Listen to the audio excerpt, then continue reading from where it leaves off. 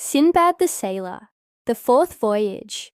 Now though I'd amassed a king's ransom on my last voyage, and had all the gold I desired, yet wealth and comfort never kept me long from the sea.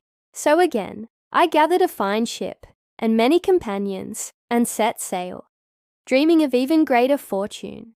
But alas, fate is cruel. A violent storm shattered our ship, and cast us, me and my men, upon a strange and unknown island. At first, it seemed a paradise, all green trees and flowing streams.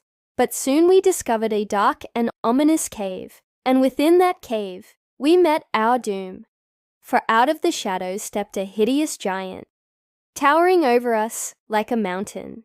He had but one great eye, blazing in the middle of his forehead, and teeth as sharp as daggers. With one hand, he seized two of my companions and dashed them against the rocks. Then with a cruel laugh, he tossed them into the fire and roasted them like a pig, and before our eyes, he devoured them with relish.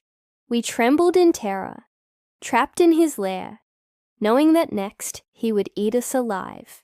And so it went. Each night he'd come and take another man from our company, and each morning we'd find his lair littered with bones. But I, Sinbad the Sailor, would not give in to despair. Whispering to the remaining men, I hatched a plan, and secretly we began to gather great logs of wood. With those logs, we made a spear as thick as a mast.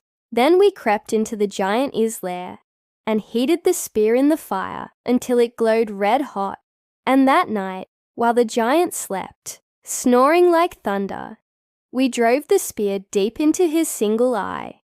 The giant roared in agony, shaking the very foundations of the earth. Blind and enraged, he groped for us, but we slipped past him like shadows in the night. Then at dawn, when we thought we had won, he blocked the entrance to the cave with his huge body, feeling for us as we tried to flee.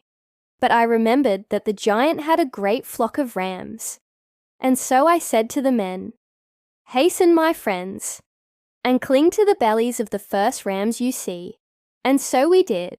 When the giant let his flock out to graze, we slipped from the beasts and passed safely outside the cave.